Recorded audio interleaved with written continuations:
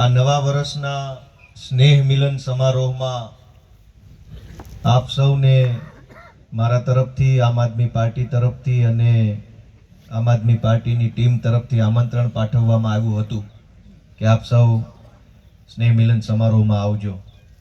મને ખૂબ ખુશી થાય છે. હું તમારા બધાનો ખૂબ ખૂબ આભારી છું કે તમે મારા આમંત્રણને માન આપ્યું, સ્વીકાર્યું અને આટલી વિશાળ સંખ્યામાં તમે તમારો કિંમતી સમય કાઢીને અહીં આવ્યા છો. બધાયનું હું હૃદયપૂર્વક સ્વાગત કરું છું અને સૌનો આભાર વ્યક્ત કરું છું. વિશેષમાં અમારા બહેનો બધા આવ્યા છે, એમનો પણ વિશેષ આભાર. બિલકાથી મુક્તાબેન આવ્યા છે, અન્ય બધા બહેનો છે, એમનો પણ સહર્ષ હું સ્વાગત કરું છું. આ આપણા ખેતરનો કામકાજનો સમય છે, મોસમ ફૂલ ચાલે છે, આ વરસાદનું વાતાવરણ થયું છે અને એમ છતાંય તમે દૂર દૂરથી અલગ અલગ ગામડાઓમાંથી, તાલુકામાંથી પધાર્યા. એ મારા માટે ગર્વ લેવા જેવી બાબત છે અને ખૂબ ખુશીની બાબત છે. આ સાથે આ કાર્યક્રમની શોભા વધારવા માટે, આપણને સૌને માર્ગદર્શન પ્રેરણા આપવા માટે વિશેષ ઉપસ્થિત રહ્યા છે એવા દિલ્હીના ભૂતપૂર્વ ધારાસભ્ય શ્રી દુર્ગેશ પાઠકજી, જેઓ હાલમાં ગુજરાતના સહપ્રભારી તરીકે કામ કરી રહ્યા છે, અને એવા જ બીજા સહપ્રભારી શ્રી ગુલાબસિંહ યાદવ સાહેબ, એમનું પણ હું હૃદયપૂર્વક ખૂબ ખૂબ સ્વાગત કરું છું. અને જેમનું માર્ગદર્શન હંમેશા મળતું રહે છે અને જેમના માર્ગદર્શનની જરૂરે હંમેશા પડતી રહે છે એવા આમ આદમી પાર્ટીના પાયાના કાર્યકર્તા, પ્રદેશ સંગઠન મહામંત્રી શ્રી મનોજભાઈ સોરઠિયાનું પણ હું હૃદયપૂર્વક સ્વાગત કરું છું. વિસાવદર વિધાનસભાની ચૂંટણી દરમિયાન હું તો અહીંયા નવો હતો. બધા જ વિસ્તારો, બધા જ ગામડાઓ, બધા જ રસ્તાઓ મેં જોયેલા હતા નહીં. બધાને હું જોયેથી ઓળખતો હતો નહીં. પણ જેમણે પોતે જ ધારાસભ્યના ઉમેદવાર છે અને પોતે જ ધારાસભ્ય બનવાના છે, એવી ધગશથી, એવા ખંતથી જેણે આખી ચૂંટણી પોતાના ખભે ઉપાડી લીધી, એવા અમારા આગેવાન અને વિસાવદરના અસલ ધારાસભ્ય હરેશભાઈ સાવલિયાનો પણ હું હૃદયપૂર્વક આભાર વ્યક્ત કરું છું. હું તો ખાલી કાગળ ઉપર છું, વાસ્તવિક ધારાસભ્ય અમારા હરેશભાઈ સાવલિયા છે. એમણે ખૂબ મહેનત કરી, ખૂબ દોડ્યા, કેમ કે આ પંથકના ભૂમિયો માણસ છે. કેશુબાપા વખતથી રાજકારણમાં સક્રિય છે. ઘણું બધું એમણે રાજનીતિમાં જોયું છે, આ પંથકમાં જોયું છે, જાણકાર છે, સક્ષમ છે, સક્રિય છે. પણ જ્યારે આમ આદમી પાર્ટીએ એવું નક્કી કર્યું, અરવિંદ કેજરીવાલજીએ, કે વિસાવદરની પેટા ચૂંટણીમાં ગોપાલ ઇટાલિયાને ઉમેદવાર બનાવવો છે, ત્યારે આમ ખોખારો ખાઈને જેણે વધાવી લીધો હતો ને, એવા હરેશભાઈ સાવલિયા હતા અમારા. આ વાત મજાની કરી એમ. એવા હરેશભાઈ, જેમણે મારું બાવડું જાલી અને અનેક જગ્યાએ મને ફેરવો, એવા ભાઈ શ્રી જયસુખભાઈ પાગડાલ, ખાંભાગીરવાળા, આખી ચૂંટણી દરમિયાન ઘડીક મારી ગાડીમાં હોય અથવા ઘડીક મનોજભાઈની ગાડીમાં હોય, કેમ કે બધા રસ્તા આપણે જોયા ન હોય, કયું ગામ કઈ બાજુ આવ્યું, ક્યાંથી ક્યાં નીકળાય ખ્યાલ હોય નહીં, સ્વાભાવિક છે. મને અને મનોજભાઈને બંનેને માર્ગદર્શન પૂરું પાડ્યું, જ્યાં જવું હોય ત્યાં લઈ જાય, મેનેજમેન્ટ કરે, એવા જયસુખભાઈ પાગડાલનો ખૂબ ખૂબ હું આભાર વ્યક્ત કરું છું. ભેસાણની આમ આદમી પાર્ટીની ટીમનું નેતૃત્વ કરતા એવા પીઢ આગેવાન અમારા વેપારી મિત્ર કિશોરભાઈ સાવલિયા, ન્યા કેમ ઉભા છે? કિશોરભાઈએ એકલા હાથે આખા ભેસાણ તાલુકાની જવાબદારી લીધી કે ગોપાલભાઈ અહીંયા સભા કે રેલી મીટિંગ કરવા પૂરતા આવો એટલું ઠીક છે, પણ બીજી ક્યાંય અહીંની ઉપાધિ કરતા નહીં, અહીંથી તમારો વજન જ પડશે. અને એ જવાબદારી કિશોરભાઈ સાવલિયાએ સંભાળી.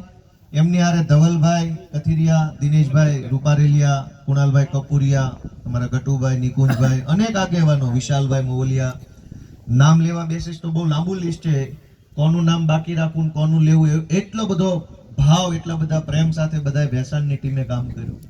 અમારી વડાલ જિલ્લા પંચાયત અને ડુંગરપુર જિલ્લા પંચાયતની ટીમે બધાએ ખૂબ મહેનત કરી. કૈલાસભાઈ સાવલિયા જામકાથી આમ આદમી પાર્ટીના તાલુકા પંચાયતના સભ્ય છે, એમણે ખૂબ મહેનત કરી.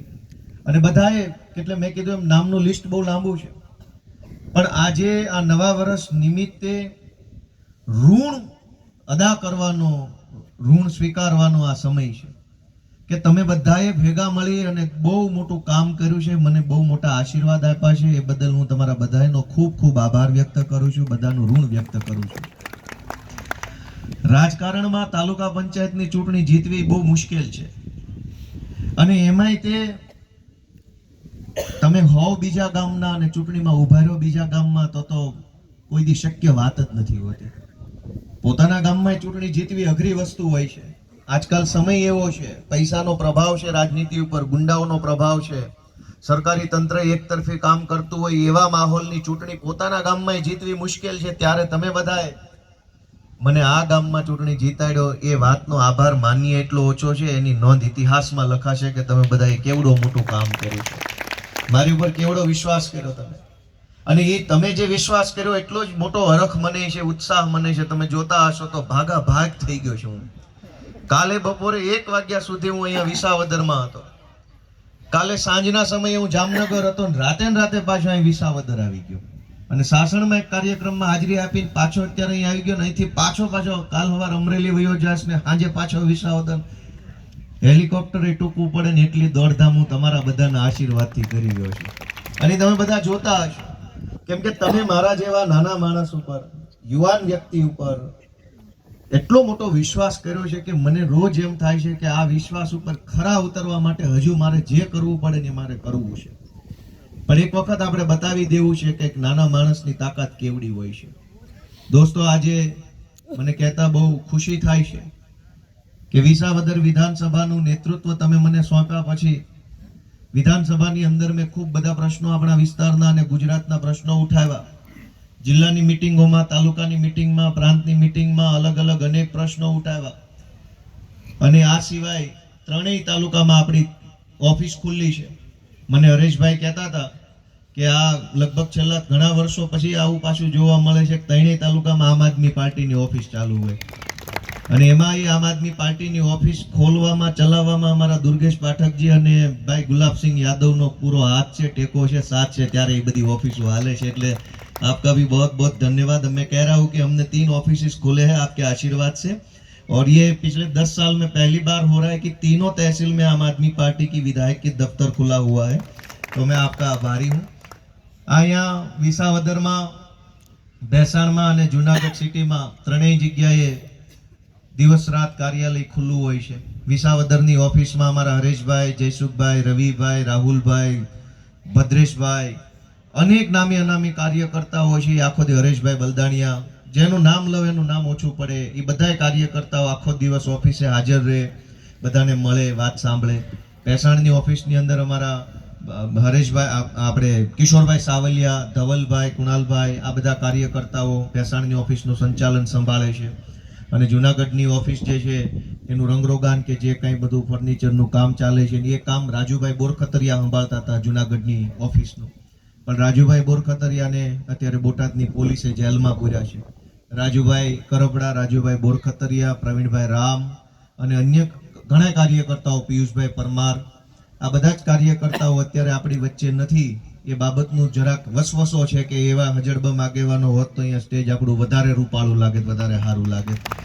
પણ કાંઈ વાંધો નહીં, આપણે સંઘર્ષનો રસ્તો પકડ્યો છે, લડવાનો રસ્તો આપણે પકડ્યો છે. અને સારી વાત એ છે કે હું તો લડવા વાળો માણસ છું પહેલેથી.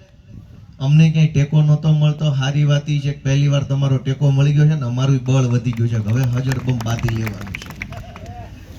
દોસ્તો, સરકાર હમણાં નવી બદલાણી, ધારાસભ્યો બદલાણા, મંત્રીઓ બદલાણા, બધા મંત્રીમાંથી ધારાસભ્ય થઈ ગયા. એક વાત આપણે સમજવી પડે એમ છે કે ભાજપના 160 જેટલા જે ધારાસભ્યો છે એ એક ટીમ ગણાય, ભાજપ પાર્ટીની એક આખી ટીમ ગણાય. મેં 50 વખત તમારા બધાના આશીર્વાદથી વિધાનસભામાં ગયો, પછી બહાર આવીને મેં 50 વખત સ્ટેજ ઉપરથી એમ કીધું કે ભાજપના જે કાંઈ ધારાસભ્યો છે એની હેસિયત ન્યા પટાવાળા કરતા વધારે બિલકુલ નથી. આવું મેં અનેક કાર્યક્રમોમાં કીધું. આજ હું તમને એનો પુરાવો આપું કે નવું મંત્રીમંડળ બનવાનું હતું ત્યારે ટીવીમાં સતત એવું આવતું હતું, ફોન આવશે, ફોન આવ્યો, ફોન આવશે, ફોન આવ્યો, ફોન આવશે, ફોન આવ્યો. આવતું હતું કે નહીં આવતું ટીવી? ભાજપમાંથી 27 મંત્રી બનાવવાના છે. એ 27 કોણ હશે એની સવારે 11 વાગ્યા પહેલા ભાજપના એકેય ધારાસભ્યને કહેવાનું ભાજપને વ્યાજબી નથી લાગતું. બધા હવામાં હાથ મારતા કોણ આવશે ને કોણ નહીં. એની ઓકાત શું થઈ? તમારી પાર્ટી તમને કહેવાય રાજી નથી તમારામાંથી કયો બનવાનો છે. મારી હારે ટીમ હોય, મારી હારે હરેશભાઈ હોય, જયસુખભાઈ હોય, મનોજભાઈ હોય તો પાંચે ભેગા મળીને નક્કી કરીએ કે હું એકલો નક્કી કરીને અલગથી હરેશભાઈને ફોન કરી દઉં, મનોજભાઈ ન કહેતા તમને બનાવી દઉં. વાત સમજાણી કે ન સમજાણી? તમને આને ફોન આવી ગયો ને ઓલાને ફોન આવી ગયો ને ફોન શેનો આવી ગયો? કેમ તમે 100-150 જણા એક રૂમમાં બેસીને નક્કી ન કરી શક્યા?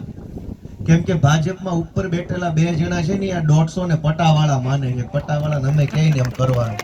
જો એ 150 નેતા હોત, જનતાના સાચા પ્રતિનિધિ હોત તો બેહાડ્યા હોત એક રૂમમાં, બધાને પૂછ્યું હોત ને પછી એ રૂમમાં નક્કી કર્યું હોય કે આ 150 માંથી આટલા 27 જણા મંત્રી ને બાકીના વગાડો તાળીઓ. પણ એક કઈને કહેવામાં ન આવ્યું. શું કામ? 150 પટાવાળા છે, દિલ્હી વાળાને ખબર છે કે જેટલું કહેશું એટલું જ કરશે, નકર નીણ નહીં નાખે. કેવી એમ ન કરે તો નીણ લઈ લે એમ છે. દોસ્તો, નવા વર્ષે આ વાત મેં એટલા માટે કરી કે નવા વર્ષમાં જ્યારે આપણે શુભેચ્છા આપીએ ત્યારે એવું કહેતા હોય કે તમારા જીવનમાં સુખ શાંતિ સમૃદ્ધિ આવે, કુબેરના ભંડાર ભરાઈ જાય, ખૂબ આમ થઈ જાય તેમ થઈ જાય. બહુ સારું લખાઈને વોટ્સએપમાં આવ્યા જ કરે છે. મેસેજ આવે છે, સુખ શાંતિ ક્યાંય આવતી નથી. દર દિવાળી આવું થાય, ઇનબોક્સ ભરાઈ જાય, વોટ્સએપ ભરાઈ જાય, ફેસબુકમાં ઢગલા મોઢે શુભેચ્છાઓ આવે છે. પણ ખરા દિલથી વિચારીએ કે ખરેખર જીવનમાં કઈક શાંતિ આવી તો નથી આવી હોતી. શું કામ? જે નેતાના ભરોસે આપણે સરકાર મૂકી છે એની નેતામાં દમ નથી, તો એના ભરોસે આપણી સરકાર હાલતી હોય તો આપણા જીવનમાં સુખ ક્યાંથી આવે? આપણો નેતા હજળબમ હોવો જોઈએ, આપણો નેતા નિર્ણાયક હોવો જોઈએ, આપણા નેતામાં પાવર હોવો જોઈએ કે